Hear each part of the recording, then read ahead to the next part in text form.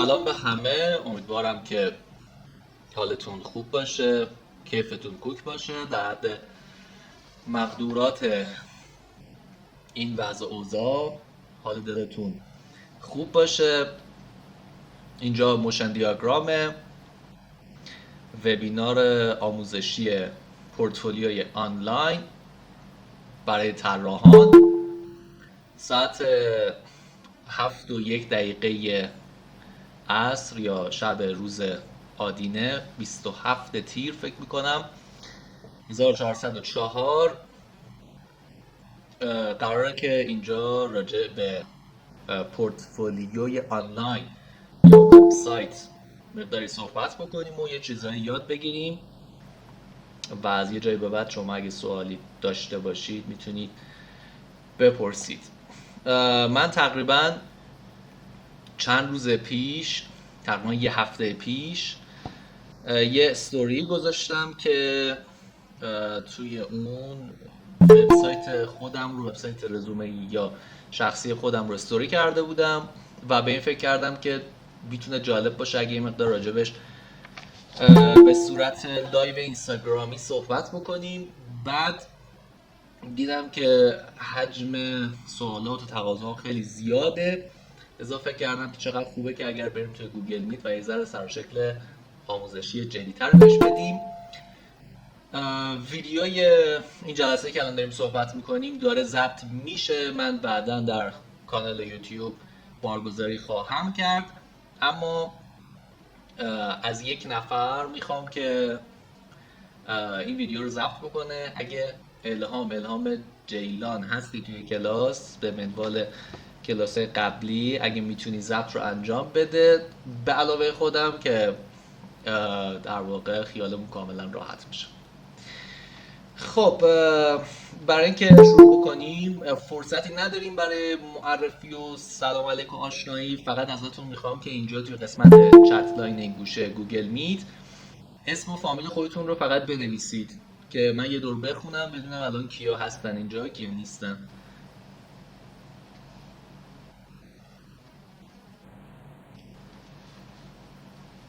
بچه‌هایی که جدید اضافه شدید سلام دوباره، امیدوارم که حالتون خوب باشه. میخوایم شروع بکنیم. این گوشه این بغل اسم و فامیل خودتون رو فقط بنویسید که من یه دور بتونم بخونم. سلام به همه: مهدی معزنی، سمیه دریگان، رکسانا نجفی، الهام جیلان، محمد جواد بهرامی، فرشته سرداری، یاسمین حقیقی، فاطمه مرادی، پریسا صادقی نسب، نیلسا دانش، ملیکا خیرندی، شکیبا خدمتی، اعظم جمالیان، آرتین زندینیا، پرستو سفری، فریده نصیری فرد، هانیه وقفی، کوثر ولیزاده، مینو مقدمی، مینا رحیمی نژاد، معصومه صمدی، مریم طباطبایی، علیرضا محبتی، عطیه احمدی، پارسا کشاورز، پریسا خاکسار،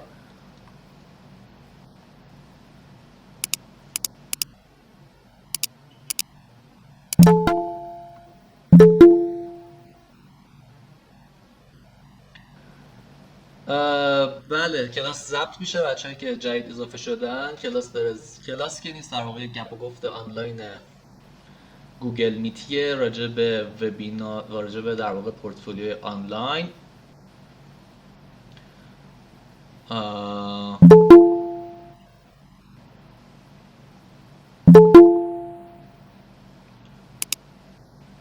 بچه اسکرین من رو اگر دارید همه یه لایک نشون بدید. اسکرین من رو الان به صورت یه تصویر خیلی بسیار عالی. خب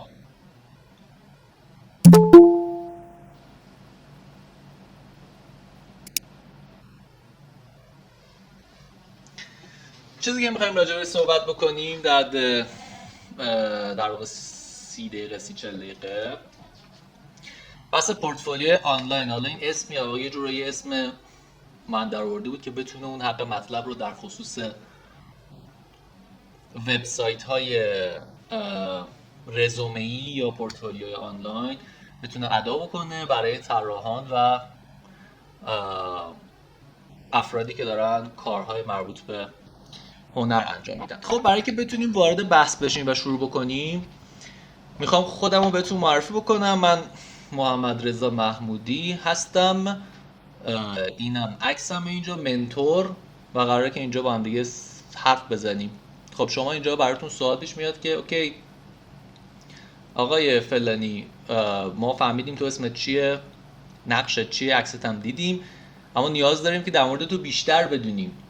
چطور میتونیم در مورد تو بیشتر بدونیم؟ من میگم خیلی خوب، این چیزی که اینجا میبینید یه تصویر رزومه‌ای منه تحت عنوان CV که همه اسمش به گوشتون خورده.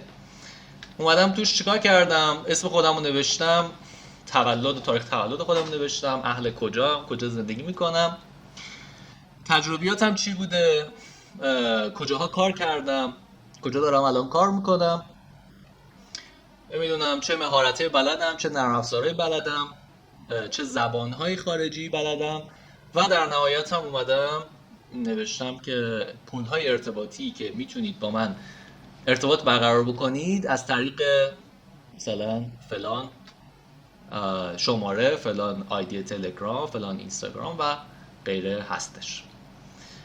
CV رو که دیگه همه باهاش آشنایی دارید، اسمش به گوشتون حداقل یه بار خورده. بچه‌ای که چه معماری خوندن و کار میکنن، چه اونایی که کارهای مرتبط با در واقع هنر یا موضوعات بصری انجام میدن. کلی سایت های آنلاین الان هستن، اگر گوگل بکنید برای شما کار طراحی خیلی سریع، یه سری تمپلیت های، سری لی‌آوت های آماده از سایت هایی هستن که CV برای شما تولید میکنن. همین اطلاعاتی که من الان خیلی سریع بهتون گفتم شما بهش میگید، وارد میکنید، بعد میندازه براتون توی لی‌آوت، یه کاغذ بهتون میده و همین اطلاعات داخلش هست. کاری که همه انجام میدن، نه فقط شما بلکه هر کسی که دنبال در واقع یک موقعیت شغلی یا یک اپلای در یک دانشگاهی هستش یا در یک موقعیت شغلی هستش، از این CV ها استفاده میکنه. اما شما بعد از اینکه این CV من رو دیدید و خودم رو بهتون معرفی کردم، از من میپرسید که خیلی خب ما فهمیدیم که تو مثلا افتر افکتس بلدی، دمت گرم، حالا بگو که با اینا چیکار کردی، خروجی چی بوده. من میگم که یه چیزی دارم در کنار CV به اسم پورتفولیو که شما میتونید ازش دیدن بکنید، بازدید بکنید، به صورت یک فایل PDFی براتون ایمیل میکنم یا براتون تو واتساپ، تو تلگرام به یک شکلی براتون ارسال میکنم، شما اون رو دانلود میکنید، نگاه میکنید. مجموعه ای از صفحات که در اون پروژه هام رو اومدم گذاشتم و شما میخواید در واقع بفهمید که من چه کارهایی پیش از این انجام دادم. اما موضوع اینه که مایی که کار موشن گرافیکس انجام دادیم و احتمالا خواهیم داد، و خیلی از شما که کارهای ترسیمات متحرکی انجام میدید یا هنرهای دیجیتالی به طور کلی، با این چالش مواجه میشید که خب من این فایل PDFی به چه دردم میخوره وقتی که نمیتونم موشن گرافیکس رو به طور مستقیم در اون بارگذاری بکنم. طبیعتاً فرمتشون با هم دیگه فرق میکنه، تصاویر ثابت اون یک سری ویدیو هستش. خیلی ها میان ویدیوهاشون رو توی یک سری سایت های دیگه ای بارگذاری میکنن، لینک URL ازش میگیرن یا در واقع هایپر لینکش میکنن که QR کد ازش میگیرن، میرن میذارن توی پورتفولیوشون که آدما برن اسکن بکنن اون رو تماشا بکنن. اما در واقع موضوع یک جورایی عقیمه، ناقصش. خیلی ها واقعا این کار انجام نمیدن و اون چیزی که واقعا توانایی شما رو نشون بده و ابراز بکنه به واسطه یک پورتفولیوی PDFی و تصویری ادا نمیشه، اتفاق نمیفته. خب راه چیه؟ ما چیکار میتونیم بکنیم؟ یکی از راههایی که میشه ازش استفاده کرد طراحی یک وبسایت رزومه‌ای یا یک وبسایت شخصی هستش. این ویدیو رو نگاه کنید.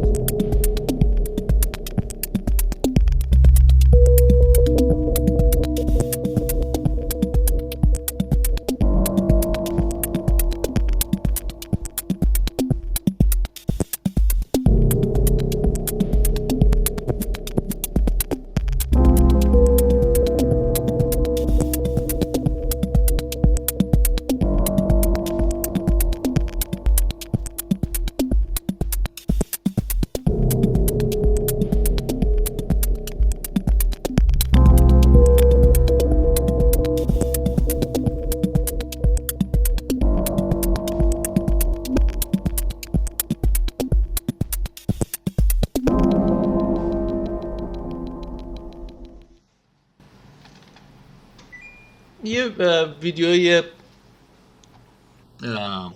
کوتاه از یک وضعیت یه سایت شخصی که توی اون یه سری اطلاعاتی رو داره میده برای اینکه جای پورتفولیو و سی وی رو بگیره. یک وبسایت برای اینکه جای پورتفولیو و سی وی رو بگیره. شما باز سوال میکنید، براتون تو ذهنتون سوال پیش میاد که آقا خیلی خوب، ما نمیخوایم وقت بذاریم، نمیخوایم هزینه بکنیم و چرا اصلا باید سایت بزنیم، به چه درد میخوره؟ این همه اپلیکیشن و صفحات مجازی هستن برای اینکه ما بتونیم اونجا کارمون رو بارگذاری بکنیم، عکسای خودمون رو بذاریم، به نوعی فعالیت هایی که داریم رو اونجا ابراز بکنیم، نشون بدیم.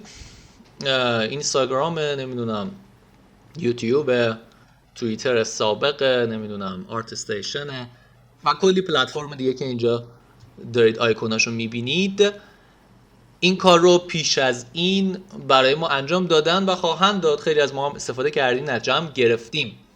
مثل اینستاگرام که دیگه تقریبا میتونم بگم از آدمایی که اینجا هستین همتون توی اون فعالیت دارید، حالا یا به صورت شغلی و حرفه‌ای یا به صورت به نوعی پرسونال بلاگ دارید فعالیت میکنید.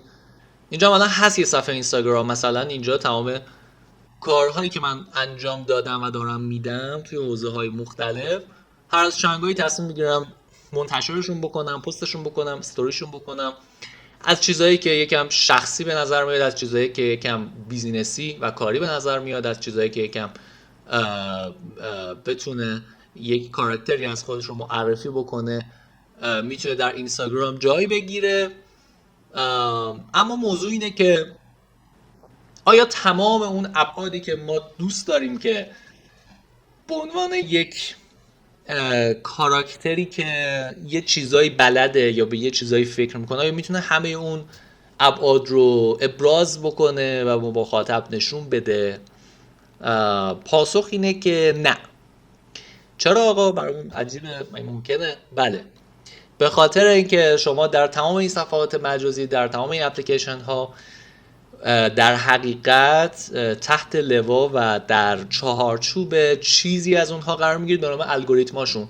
توی همشون هم هست، توی اینستاگرام هست، توی یوتیوب هست، توی لینکدین هست، توی همه اینا هست.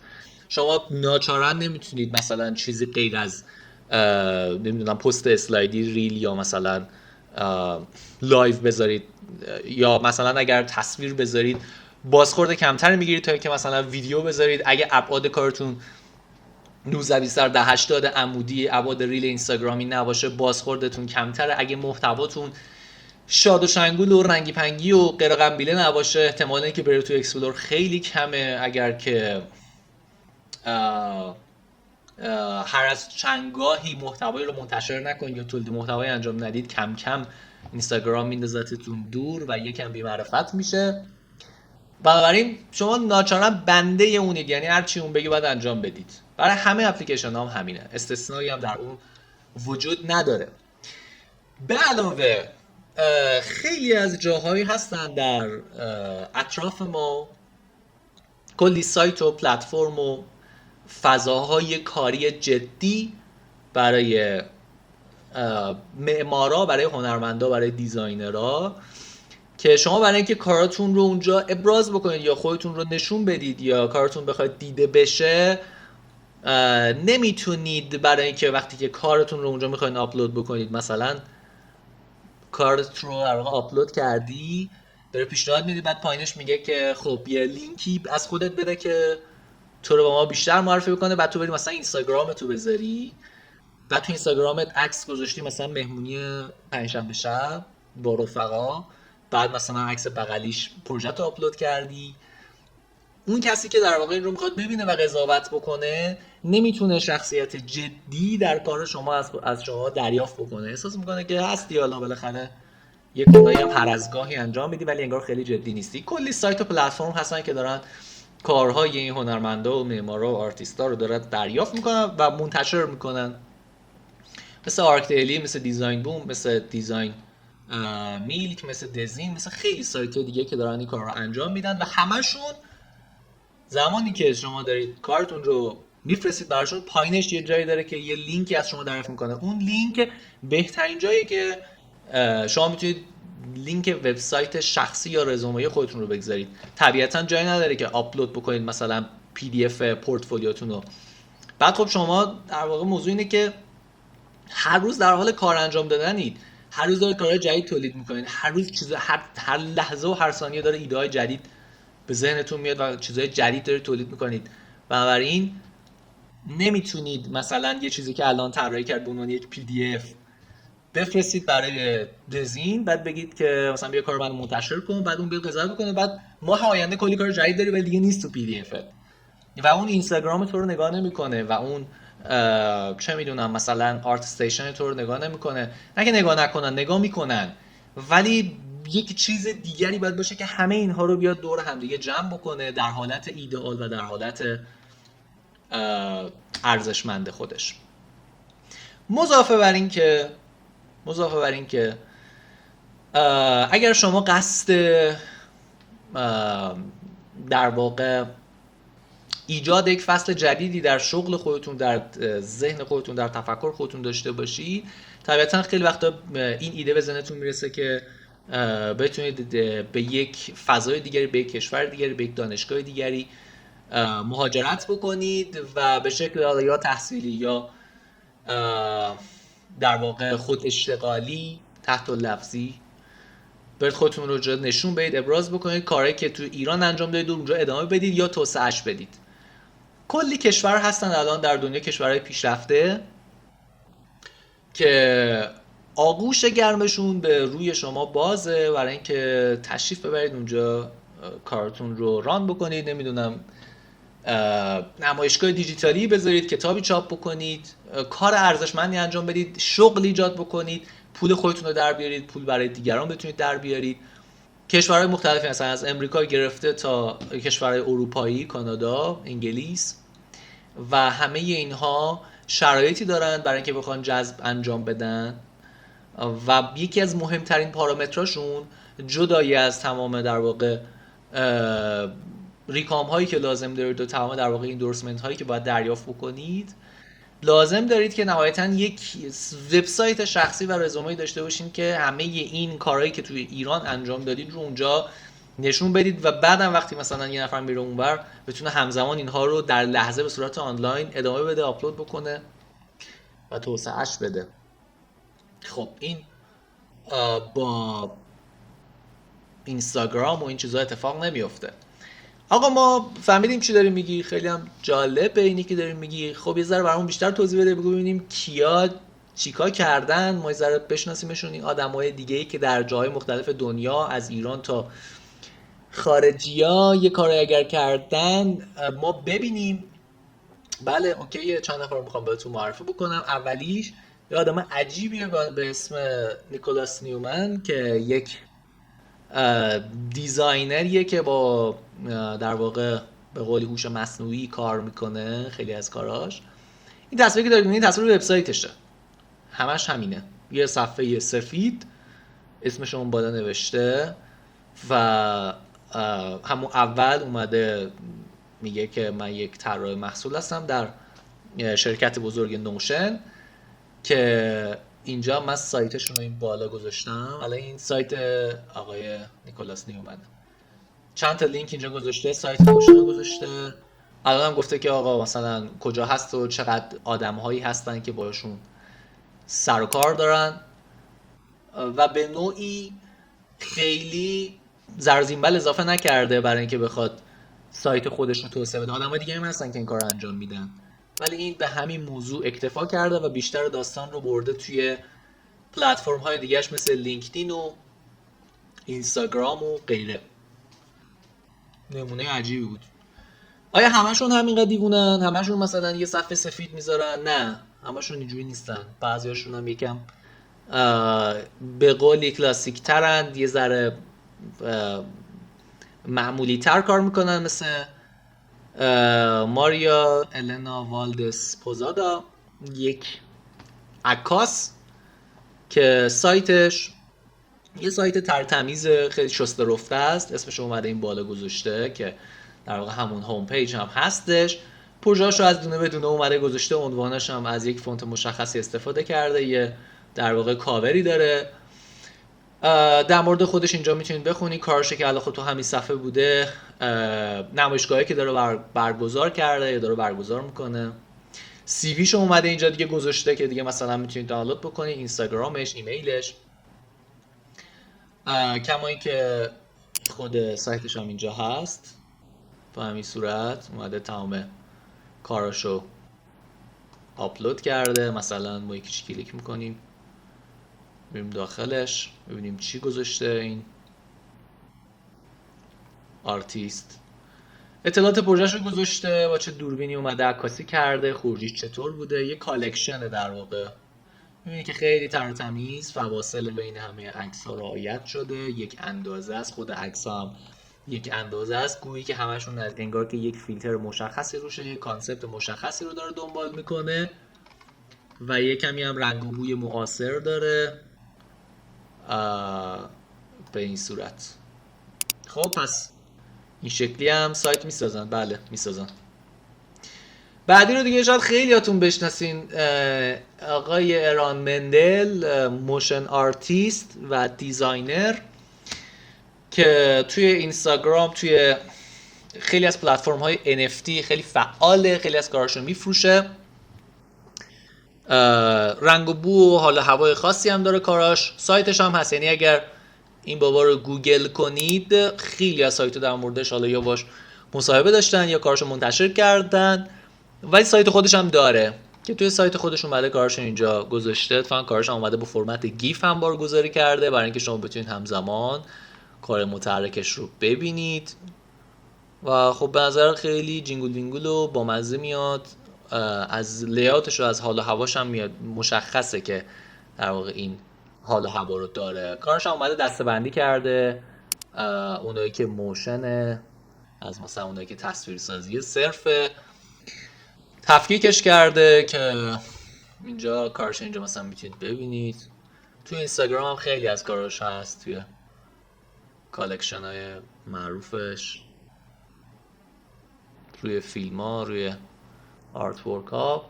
توصیه میکنم اگر ندیدید کار اران مندل رو حتما یه سرچی روش انجام بدید. پس یه ذره میتونه جینگولتر، یه ذره شادتر هم باشه بر اساس شخصیت اون آدم.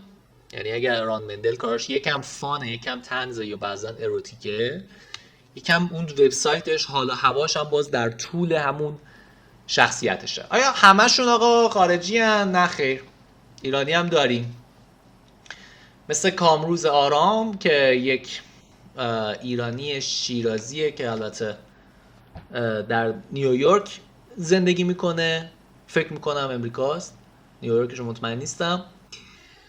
و سایتش رو نگاه میکنید برعکس اران مندل خیلی سایتش جدی و از نوع فونتش که در واقع دیگه به قولی خیلی هم شلوغش نکرده، مشخصه که چه جور کاراکتری داره. به قسمت اباوتش میتونید کاملا بخونید، در واقع هوم پیجش کاملا مشخصه، نمایشگاهاشو گذاشته، همینطور کاراشو، آرشیوشو بعد دسته بندی کرده، کاراشو عکاسی داشته، کلاژ آرت داشته، نقاشی داشته و همه اینها رو توی سایتش به تفکیک خودش اومده مثلا گفته که از چند تا اثر داره، اطلاعاتش، اونم نقاشی رنگ روغنه، ابعادش چیه. انگار که تو در واقع یک کتاب مثلا کالکتبل گرفتی و این خودش در واقع یک آرت ورک این سایت، یعنی انگار که یک چرخ مفصلی داره میزنی، کلی از آثار هنرمندانه این بابا رو میتونی توی سایتش، حالا اینترنت ضعیفه یا چی ذره دیر بارگذاری میشه، شما میتونید ببینید. من لینک همه این سایت ها رو توی چت لاین خود گوگل میت پیست خواهم کرد. فقط همین یه ایرانی بود؟ نه، بازم داریم مثل مورشین الله یاری که اونم در واقع یک آرتیست، یک عکاس. سایتش یک کمی انگار احساس میکنی که فرق میکنه با آرام و یه ذره به زبان فارسی هم انگار اهمیت داده، اومده به این صورت همون اتفاقایی که توی همه سایت رزومه داره میفته، همون قسمت about رو داره، آرت ورکس رو داره، همه چیز در لحظه و آنلاین داره اتفاق میفته. اومده اینجا نوشته اطلاعاتش رو توضیح داده، میتونید اسکرول بکنید بریم پایینتر عکسش رو ببینید که اگر آپلود دانلود بشود. فیلم هم داره، توی نمایشگاه کاراشو گذاشته، خیلی ترتمیز. لیاقتش یکمی با اران مندل فرق میکنه، با آرام فرق میکنه. همه چیز آورده سمت چپ تصویر، کاملا پرش کرده، مثل یک بروشوره. همه عکس‌ها رو اومده گذاشته اینجا پشت سر هم دیگه. یک نمایشگاه بوده که استیتمنتش رو اول گذاشته، بعدم تصاویرش رو تکی ویدیو توی محیط نمایشگاه، اطلاعات هر کدومش هم که پایینش نوشته شده. از کارش مشخصه که حال و هوای ایرانی داره، یعنی از همه چیز انگار داره با هم کار میکنه. حال و هوای ایرانی داره، نوشتار فارسی داره و حضور آدما خوبه. خیلی هم جالب. دیگه چی داریم؟ آقای ایمان ایران نژاد که یه آرتیست ایرانی، عکاس و یک نقاشه، توی فکر میکنم برلین زندگی بکنه، آلمانه میدونم. و این هم سایتش اینجاست. اومده همه نقاشیاشو گذاشته، کاراشو گذاشته. بذاره سایتش وردپرسی تره، یه کمی شسته رفته، مثلا مرسومه. در مورد خودش نوشته، عکس خودش هم که گذاشته. و همون اول اومده توضیح داده که اصلا آقا کارای من در مورد چیه. یه جورایی داره سر کلید واژه هایی میده آدما، مثلا داستانگویی فلان، که ما ذهن این آدم رو یه جورایی بتونیم باش درگیر بشیم. کاری که در یک پورتفولیو میشه انجام داد. بله اگر که عکاس باشه فقط صرفا میتونه تو پورتفولیو انجام بده، ولی کن سایت آنلاین داره، همه چیز به لحظه. همین الان که ما داریم مثلا چرخ میزنیم توی سایتش، ممکنه 5 دقیقه دیگه شما رفرش بکنید و یه پروژه جدید توش آپلود کرده باشه. توی بخش‌های مختلفش میتونید چرخ بزنید، به این صورت برید ببینید چه کارهایی انجام داده. نقاشیاشو گذاشته، استیتمنتشو نوشته، ابعادش. ببینید که توی همه سایتایی که وجود دارن ترتمیز بودن خیلی اهمیت داره و مهمه. اینم از آقا ایمان. سایت خودم هم یه چرخی توش بزنیم. اینجا هم همینه، about me، awards، project و contact، که همشون اومدن مثلا توی یک زمینه قرار گرفتن که یکی از اون آرت ورک ها خیلی گلیچی، خیلی یه جورایی بدون رنگ، سیاه‌سفید، یکم بیروح و ناواضح و غیر قطعی توی زمینش وجود داره و بخش مختلف اومده گذاشته. هر کدومش رو باز میکنم که یک چرخی داخلش بزنید. طبیعتا اگر هر کسی جایی مصاحبه‌ای داشته یا ویدیویی مثلا ازش پخش شده که میتونه اون ویدیو ذهنیت‌های اون رو، دغدغه‌هاش رو ابراز بکنه، نشون بده که چه جور آدمیه، به چیا فکر میکنه در مورد محیط اطرافش، اونا خب میاد نشون میذاره، آپلود میکنه. اینجا مثلا یه مصاحبه‌ای بوده توی یوتیوب، گذاشتیمش تو قسمت about me. اگه بیاد در واقع میتونی یک بریف خیلی کلی راجع به اون آدم باشه که چه تجربیاتی داشته یا چه در واقع موضوعاتی رو پشت سر گذاشته و دغدغه‌هاش چیه، دنبال چیه، فکرش چیه، کار فکریش چیه، اگر پروژه هنری داره یا اگر پروژه فکری داره به اون مرحله رسیده میتونه عنوان بکنه، در موردش توضیح بده. همینطور میتونه جوایز و چیزایی که به عنوان حالا مثلا به قولی افتخارات خودش اگر حساب بکنه میتونه بنویسه، از سالهای مختلف، از زمانی که شروع کرده، دوران طفولیت تا جوانی و پیری، همه رو میتونه از سالهای مختلف بنویسه. طبیعتا وقتی یه نفر میخواد موقعیت خودش رو در یک مسابقه مثلا معماری عنوان بکنه، سالشو میزنه، عنوان مسابقه رو مینویسه و بعدش میگه که توی اون مسابقه چه مقامی به دست آورده و اگر فردی بوده که خب هیچی، اگر هم جمعی بوده که باید بنویسه که در واقع به صورت تیم ورکینگ اتفاق افتاده. به قسمت پروژه ها دیگه شما میتونید دسته‌بندی بکنید بر اساس کارهایی که انجام میدید و دادید توی کاتگوری مختلف. مثلا من دوست داشتم که کارهایی که بیشتر مربوط به شغلم بیزینس که موشن گرافیک های معمارانه بودند و هستند از مثلا سالها پیش تا به الان، اونا رو بذارم به عنوان یک معمار کارهای طراحی معماری که انجام دادم رو بذارم. اگر در استودیو هویت بصری طراحی کردیم برای خودمون یا برای جایی، اونا رو به صورت پروژه بارگذاری بکنم. آرت ورک هایی که داشتم رو به نظر خودم بارگذاری بکنم. اگر تحقیقی داشتم یا بررسی داشتم یا واقعا ریسرچ داشتم، در تمرین داشتم در حوزه معماری، اونها رو بارگذاری بکنم. اگر غیر از معماری کار دیگری دارم انجام میدم، اونها رو بگذارم.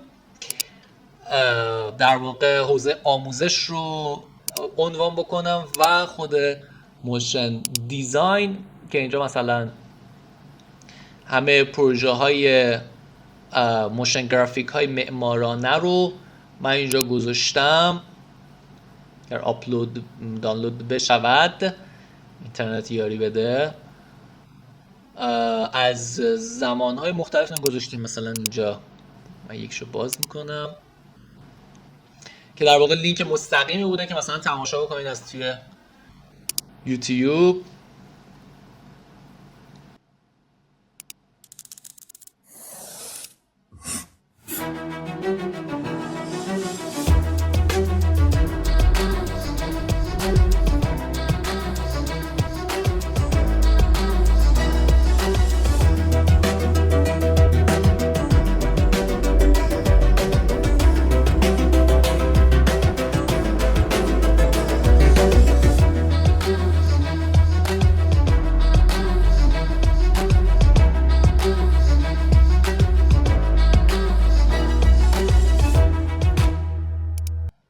یکیش اینه دیگه. اینجا تا پایین کلی پروژه هست. اگر میگم درست دانلود بشه، درست لود بشه، این آیکوناش میاد سر جاش.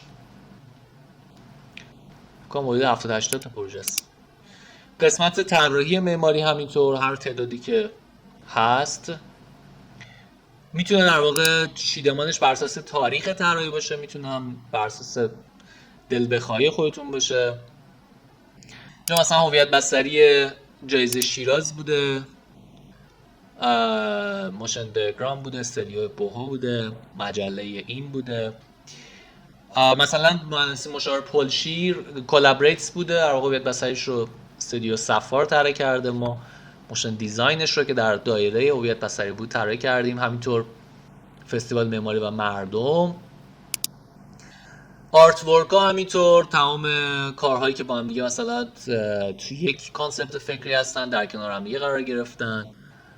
بقیه‌شون همینطور. مثلا این یک آرت ورکی بود. میتونید در واقع دیگه مستقیما شروع بکنید به لینک کردن به پلتفرم های مختلفی که دارید، مثلا توی اینستاگرام، توی یوتیوب، توی مثلا بیهانس، توی آرت استیشن. این شکلی سئو تون هم در واقع خیلی قدرتمند میشه. سرچ که میشین تو گوگل راحت تر میایین بالا. استیتمنت در واقع آرت ورک عکاسیایی که ازش اتفاق افتاده و در نهایت هم که یه ویدیو داره. اینه.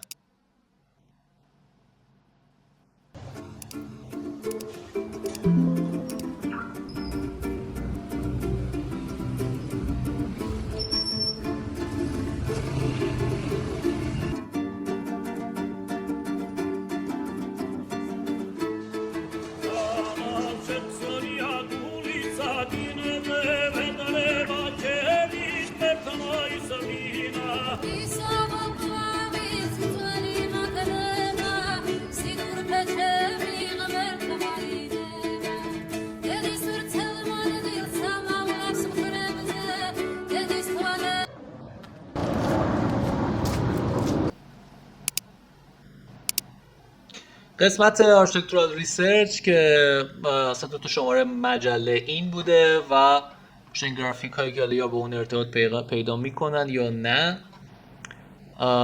به قولی ادبیات داستانی چیزی بوده که مثلا من دوست داشتم، از قبل از معماری دنبال میکردم و فکر کردم که خب چرا مثلا نباشه توی سایت به عنوان قسمت کارهایی که انجام دادم. طبیعتا هر کسی هر کاری انجام میده. اگر موسیقی شما دنبال میکنید، عکاسی دنبال میکنید، اگر معمار هستید به طور حرفه‌ای، چیزهای دیگر رو میتونید بهش بذارید، میتونه خیلی جالب باشه.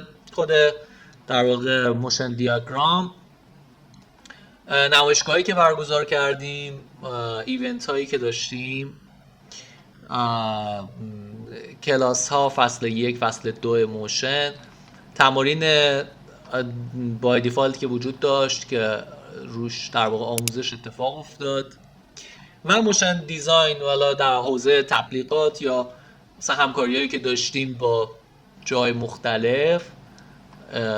معمولا خیلی هاشم اتفاقات توی معمولا نوروز، در نوروز اتفاقات با کانسپت های مختلف و یه سری کارهایی که در واقع به قولی پروتست آرت هستن به فراخور زمانه خودشون. و این قسمت هم که دیگه کانتکتشه که یه نفر مثلا میتونه بیاد اینجا به قولی پیامشو بذاره و توی شبکه‌های اجتماعی هم که از اینجا دیگه مستقیما لینک شدن تو همش میتونه وارد بشه. اینا هم مصاحبه‌ای که گفتم به این صورت کل پکیج یه سایت به همین صورت میتونه در بیاد و کار خودش رو در واقع انجام بده. این هم از سایت هایی که دوست داشتم بهتون نشون بدم و نکاتی که در مورد وبسایت های آنلاین و رزومه یا پورتفولیو وجود داره که میتونه به ما کمک بکنه به عنوان یک آرشیتکت یا آرتیست یا دیزاینر یا هر چی که اسم خودتون رو میخواید بذارید، کاری که دارید انجام میدید همشون ارزشمند، همشون خوبن، به درد بخورن. طبیعتا خیلی از این آدمایی که مثلا از نشونتون دادم، مثلا ران مندل سالهای سال داره کار میکنه، طبیعتا مثلا کلی نمایشگاه گذاشته، کلی کار انجام داده، کلی کتاب مثلا چاپ کرده. شاید شما مثلا عضوی از یک گروهی در یک نمایشگاهی بودید یا عضوی از یک کتابی بودید، نه همش خیلی اتفاقی خوبی، نه همش میتونه بره توی یک وبسایت یا یک رزومه آنلاین. طبیعتا اگر کسی سایت داره، خب قطعا اینستاگرام فعالی داره، یوتیوب فعالی داره، لینکدین، یعنی همه اینا رو داره، در آخر سر میره سراغ سایت و بنابراین طبیعتا میشه گفت که همه چیز در یک روز و در یک شب اتفاق نمیفته. یک دو ماراتونه که تا آخر اون، یعنی چه میدونم مثلا فرشید مسقالی هم همینه، رضا آبدینی هم همینه، شیردل هم همینه، اینا همشون در واقع یک بازه زمانی خیلی کوتاه خیلی بلند داره این اتفاق میفته و این سایت داره شاید مثلا 40 سال 50 سال فعالیت یه نفر نشون میده، شاید شما 1 سال 2 سال 10 سال شروع کردین به کار کردن. طبیعتا به قول خارجکیا روم در یک روز ساخته نشده. اما سوال اینجاست، آقا دمت گرم، جالب بود، مرسی، حالا ما چطوری میتونیم سایت بزنیم؟ ما توجیه شدیم که سایت چیز خوبی است ولی نمیدونیم چیکار باید بکنیم. من بهتون میگم، برای اینکه شما یک سایت داشته باشید، اگر در ایران هستید، یه سری سایت هایی هستن که میرید از اونجا دامین و هاست میخرید، اسم خودتون رو میذارید روش، مثلا چه میدونم مثلا الهام جیلان .ir یا .com یا هر چیزی که خواستی، میری دامینش رو میخری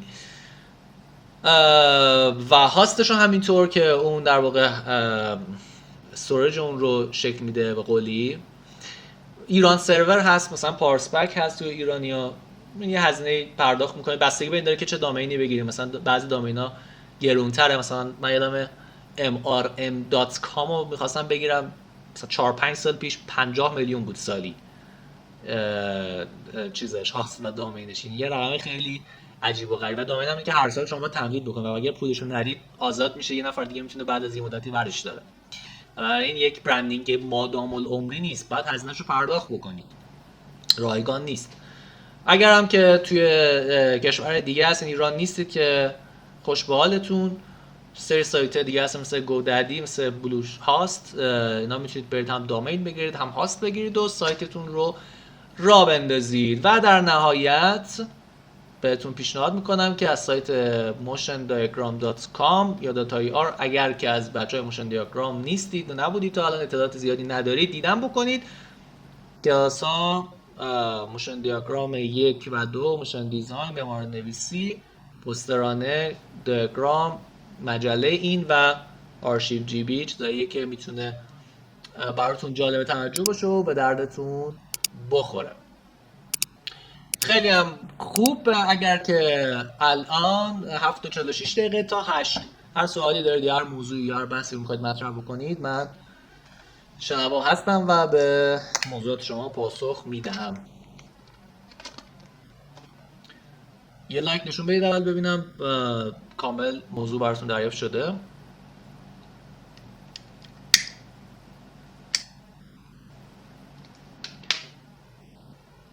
بسیار عالی. بله، لینک وبسایت ها رو براتون میذارم. ویدیو ضبط شده رو براتون یعنی حالا هر موقع که حوصلش بشه توی یوتیوب موشن دیاگرام آپلود میکنم و بعد لینکش رو استوری میکنم تو پیج موشن اندرلاین دیاگرام، پیج آبیه، اونجا میتونید مطلع بشید ازش. خانم سحر پرسیده اگر که یه پیش زمینه کمی از نحوه کار کردن با افتر افکت داریم، برای پیشرفت این زمینه کدوم دوره رو پیشنهاد میکنید؟ فصل 1 و 2. اگر معمار هستین از فصل 1 شروع بکنید بهتر است. اگر آرتیست هستید از فصل 2 شروع بکنید بهتر است. بستگی به روحیه خودتون داره.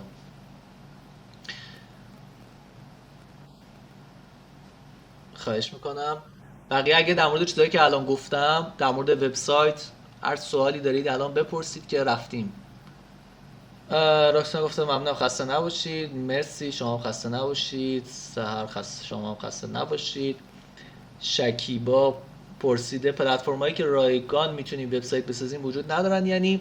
بذارید من در مورد هزینه‌اش یه چیزایی بهتون بگم. من گفتم 50 تومن، اون به خاطر اینه که خیلی حروفش 3 حرف بود کلا و تازه اگر دامین آزاد باشه، یعنی اگه دامین آزاد نباشه دیگه اصلا نمیتونید بخرید.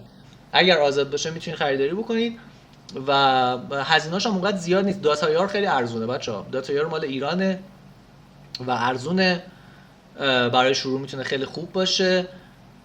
هزینه‌ش هم تقریبا فکر میکنم که مثلا سالیانه شاید 200,000 تومان یا همچین چیزی باشه. مبلغ بالایی نیست. هاستش هم مثلا شاید 500 تومان، یعنی سالی مثلا زیر 1 تومن در میاد داتایار.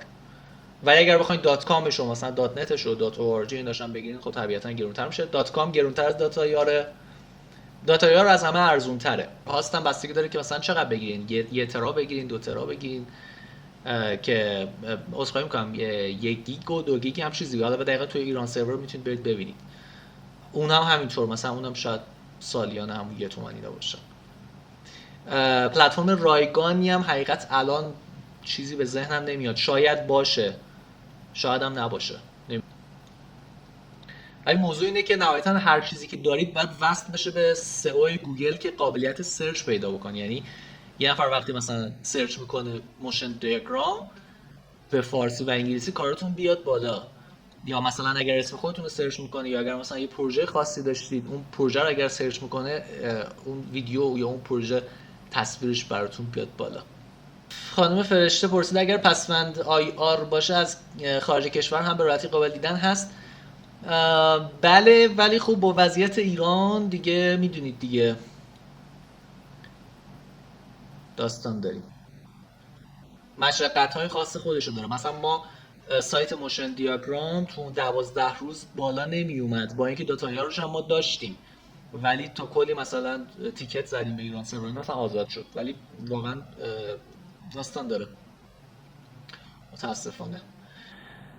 سحر پرسید اگر بخوایم مهاجرت کنیم و وبسایتش مورد نیازمون باشه بهتر دات کام بگیریم؟ قطعا بله. امیر خیلی ممنون، خواهش میکنم. پریسا عالی، خسته نباشید و ممنون، خواهش میکنم، مرسی، خوشحالم. فرشته ممنون، خواهش میکنم. جواد خسته نباشید، عالی بود، خدا نگهدار. خدافظ. بهگل ممنون استاد، خواهش میکنم. خب خسته نباشید همگی، امیدوارم که براتون مفید واقع شده باشه. تا وبینارهای بعدی و رویدادهای بعدی و کلاس‌های بعدی، به امید دیدار. شب همگی بخیر. فعلا